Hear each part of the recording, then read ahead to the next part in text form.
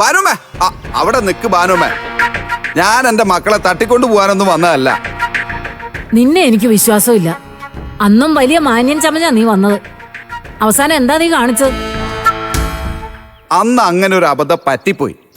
ആ തെറ്റ് തിരുത്താൻ കൂടി വേണ്ടിയാ ബാനുമേ ഞാൻ വന്നത്. അമൃത ചേച്ചി, ഈ ചോക്ലേറ്റ് ഒന്ന് മക്കൾക്ക് കൊടുക്കാൻ വേണ്ടി പറയണം. എന്നിട്ട് അവരെ കൊണ്ടുപോയിക്കോട്ടെ. നീങ്ങി താവിനെ ഞാൻ കൊടുത്തോളാം. ബാനുമേ, ഇത് അവർക്ക് കൊടുത്തേക്ക്. വാ മക്കളെ, കഴിക്കും മക്കളെ. ചോക്ലേറ്റും കൊണ്ടുവന്നിരിക്കുന്നു. ആ, അച്ഛൻ എങ്ങനെ ഇരിക്കുന്നു അമ്പിളി ചേച്ചി? ഭേദമുണ്ട്, കിടക്കുക. ഞാൻ അച്ഛനെ ഒന്ന് കാണാൻ വേണ്ടി വന്നതാ. അതിനെന്താ, അച്ഛനെ വിഷമിപ്പിക്കാത്ത രീതിയിൽ കണ്ടിട്ട് പോണെന്ന് മാത്രം. ഇല്ല അമ്പിളി ചേച്ചി, ഞാനിനി ആർക്കും ഒരു വിഷമം ഉണ്ടാക്കില്ല. അച്ഛനൊന്ന് കണ്ടിട്ട് ഞാൻ പെട്ടെന്ന് പോയിക്കോളാം. നീ വാ.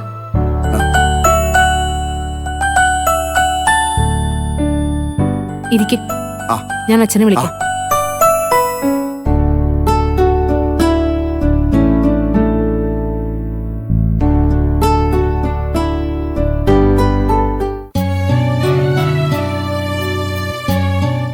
അച്ഛാ, മോളെ, വിനയം വന്നിട്ടുണ്ട്. അച്ഛനെ ഒന്ന് കാണണോന്ന്.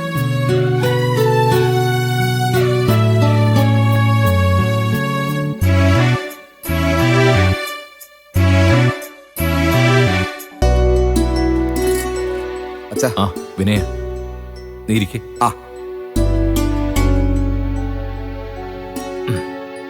അച്ഛൻ കിടക്കുമായിരുന്നല്ലേ? ബുദ്ധിമുട്ടായോ ഞാൻ വന്നത്? ഏയ്, സംസാരിക്കാൻ ആരുമില്ലാത്തതുകൊണ്ട് കുറച്ചു നേരം പോയി കിടന്നേ ഉള്ളൂ. വിനയന്റെ പുതിയ ജോലിയൊക്കെ എങ്ങനെ പോകുന്നു? തുടങ്ങിയിട്ടേ ഉള്ളൂ. നന്നായി നടക്കുമെന്നാണ് പ്രതീക്ഷ.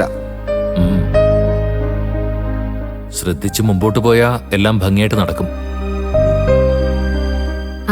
വിനയന് കുടിക്കാൻ എന്തെങ്കിലും എടുക്കട്ടെ? ചായയാണോ കോഫിയാണോ?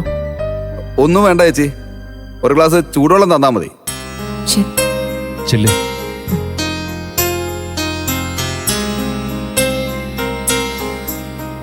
വിനയൻ ഇടയ്ക്കിവിടെ വന്ന് ആർച്ചമോളെയും ഭദ്രമോളെയും കൂട്ടിക്കൊണ്ടുപോയ കാര്യം ഭാനുമേനോട് പറഞ്ഞു.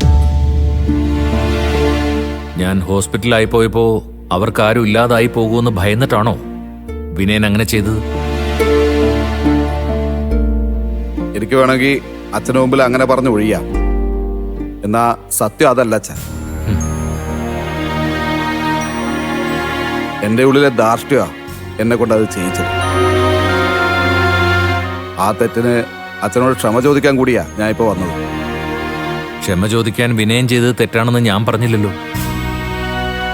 ഇപ്പോഴും നിന്റെ മക്കളെ തിരിച്ചു വേണോന്ന് നീ മനസ്സിൽ തൊട്ട് പറഞ്ഞാ അവരെ കൊണ്ടുപോയിക്കൊള്ളാനേ ഞാൻ നിന്നോട് പറയൂ. എനിക്ക് അവരോട് സ്നേഹമില്ലായിട്ടൊന്നല്ല അച്ഛാ. എൻ്റെ ബാധ്യതകളെ ഞാൻ ആദ്യം ഒന്ന് തീർക്കട്ടെ, എന്നിട്ട് ഞാൻ അവരെ തിരിച്ചുകൊണ്ട് പോയിക്കോളാം. ഇങ്ങനെ കാര്യങ്ങൾ തുറന്നു പറയാനുള്ളൊരു മനസ്സെപ്പോഴും കാണിക്കണം. അപ്പോഴാണ് ശരിക്കും ഒരാളുടെ വ്യക്തിത്വം വെളിവാവുന്നത്. പിന്നെ വീടിന്റെ ബാധ്യത തീർക്കാൻ എന്തെങ്കിലും വഴി വിനയൻ കണ്ടിട്ടുണ്ടോ? CCTVയുടെ വർക്ക് മാത്രമാണച്ചാ എൻ്റെ മുമ്പിലൊരു വഴി. ഒരു ദിവസം പോലും ഒഴിയാതെ വിശ്രമമില്ലാതെ ജോലി ചെയ്താൽ ഇൻട്രസ്റ്റ് കൊടുക്കാനുള്ള 75,000 രൂപ ഉണ്ടാക്കാൻ പറ്റും. അതല്ലാതെ വിനയ, നീ അത് എത്ര കാലം കൊടുക്കും? മക്കളുടെ ഭാവിക്കായിട്ട് സ്വരുക്കൂട്ടി വെക്കേണ്ട പണമല്ലേ അത്? എന്ത് ചെയ്യാനാച്ചാ, പറ്റിപ്പോയി, പെട്ടുപോയി. ഏതെങ്കിലും ബാങ്കിലായിരുന്നു പ്രമാണം പണയം വെച്ചിരുന്നെങ്കിൽ ഇത്രയും ഇൻട്രസ്റ്റ് വരില്ലായിരുന്നു. ഇനി മാറ്റി വെക്കാന്ന് വെച്ചാ മുഴുവൻ തുകയും കൊടുക്കാതെ പീതാംബരൻ സാറ് പ്രമാണം വിട്ടു തരികയില്ല.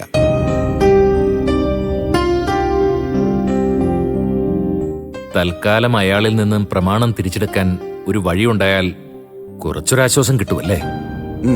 അതെ അച്ഛാ, ബാങ്ക് ലോൺ ആണെങ്കിലും ഒന്നും പേടിക്കാനില്ല. 10-15 വർഷത്തേക്ക് ടൈം കിട്ടും.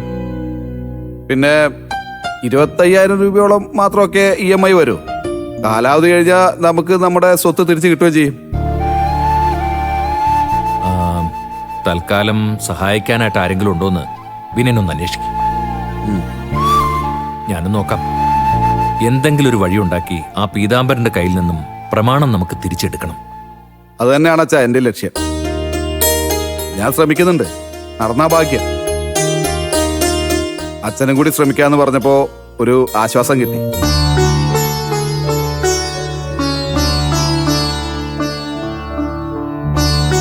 ദാ വെള്ളം. ആ, താങ്ക് യു.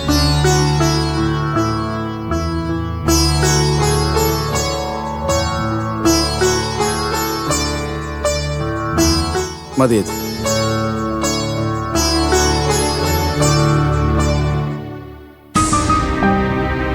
വിനയൻ മക്കളെ കണ്ടോ? ആ, ഞാന് കേറി വന്ന ഉടനെ കണ്ടായിരുന്നു. ഞാൻ കൊണ്ടുവന്ന ചോക്ലേറ്റും കൊടുത്തു. ഓ, അത് മതി അച്ഛാ. അവർക്ക് എന്നെ കാണുന്നത് വലിയ സന്തോഷമൊന്നും ആയിരിക്കില്ല. അതൊക്കെ മാറ്റിയെടുക്കണം വിനയ. അവർക്ക് അച്ഛന്റെ കൂടെ പോയാൽ മതിയെന്ന് അവര് പറയണം.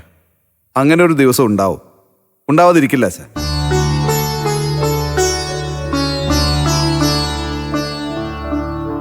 ഇപ്പൊ ഞാൻ എൻ്റെ തെറ്റുകൾ മനസ്സിലാക്കി തുടങ്ങിയിട്ടേ ഉള്ളൂ.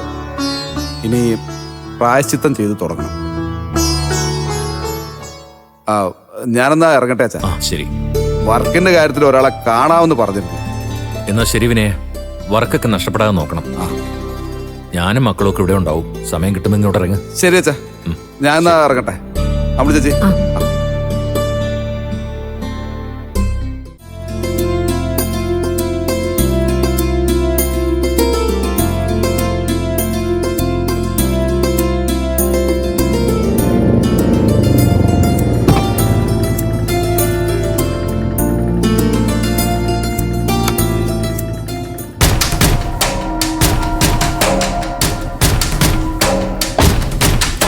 ചേട്ടാ എത്രയായി? 70.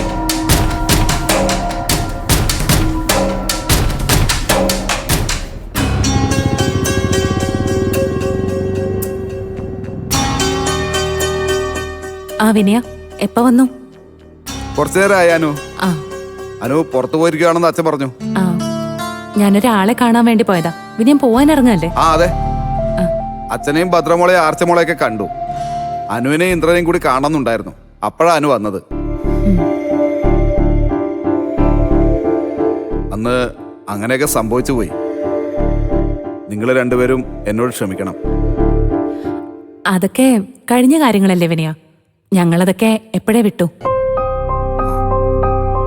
അല്ല, ഇനി വേണമെങ്കിൽ വിനയനെ നേരായ മാർഗത്തിലൂടെ മക്കളെ തിരികെ കൊണ്ടുപോവാ. അച്ഛനോട് സംസാരിച്ചോ കാര്യം? ആ, അവര് അച്ഛന്റെ സംരക്ഷണയിൽ തന്നെ കഴിയട്ടെ. ഞാന് അവർക്ക് വേണ്ട കാര്യങ്ങളൊക്കെ ചെയ്തോളാം. ഇപ്പൊ അച്ഛനും അതാണ് സന്തോഷം. അല്ല, അച്ഛന്റെ സന്തോഷം മാത്രം നോക്കണ്ട. വിനയന്റെ ഉള്ളില് ഉറച്ചൊരു തീരുമാനം ഉണ്ടാവണം. അല്ലാതെ ചിലപ്പം നാളെ ആരെങ്കിലും എന്തെങ്കിലും പറയുന്ന കേട്ട് വിനയം വന്ന് മക്കളെ ബലമായിട്ട് കൊണ്ടുപോയാലേ അതച്ഛനെ കൂടുതൽ വിഷമിപ്പിക്കുകയും ചെയ്യും.